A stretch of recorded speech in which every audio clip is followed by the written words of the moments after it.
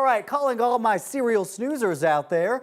Don't feel bad about your morning habit. New studies say that, stop looking at me. New studies say that snoozing your alarm can actually be beneficial, Corey Rose. So researchers say that people who consistently get less than 5 hours of sleep a night face higher odds of developing depressive symptoms. So we have our 9 News health expert, Dr. Payal Kolhi, in studio with us this morning. You're excited to talk about this because there's 2 studies that we have to talk about. So you snooze, you win, apparently, according to this new study. Well, so it's interesting. So guess what percentage of Americans are snoozers? I'm going to guess a high percentage. 70%. 70%. You got it, Corey. Yes. I did not look that up. And so probably all 3 of us up here are snoozers.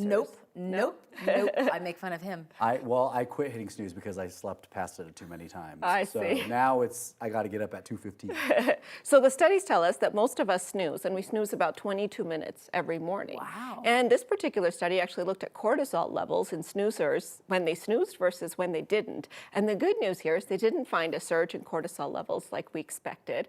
And they also said that they have a little bit better mood, better concentration, and less of something called sleep inertia, which all of us have felt, where we sort of wake up and we're still hungover with sleep, and it takes us about an hour to sort of completely wake up. But not as an alternative to just getting that sleep without hitting snooze, right? That's exactly right. So the idea here is if you need to snooze in the short term, a day or 2 here or there, it's probably okay. It's not bad for your health. But we don't have long-term studies that tell us whether or not snoozing, which is waking, sleeping, is distorting our sleep architecture, whether it's affecting our longevity in the long term, affecting our cortisol levels, and also really how this kind of works into our daily lives in terms of what it does for our circadian rhythms or our body clock. If you have somebody else who may share the bed with you, how does snoozing impact them? So this is a huge problem, and we joke about it, but everybody's sleep cycle is a little bit different. Our internal body clock is a little bit different. So by hitting that snooze button, not only are you distorting your own sleep architecture, disrupting your REM sleep, which is that restorative sleep, but you're also doing that for your partner.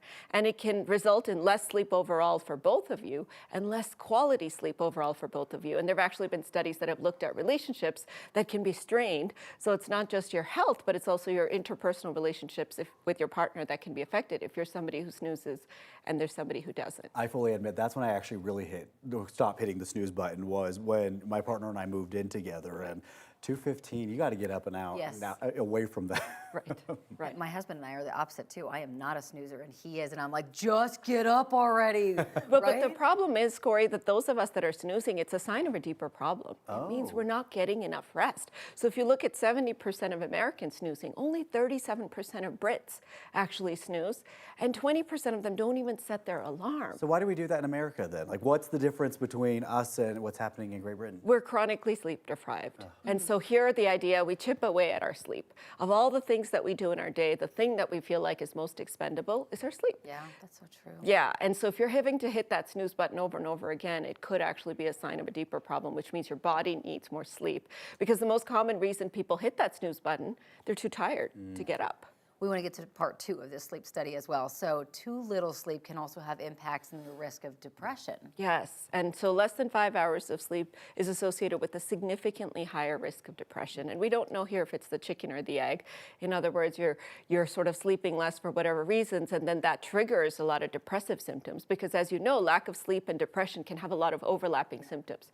Mood problems, concentration problems, irritability, interpersonal relationships, appetite, all of those types of things. Or is it the other way around?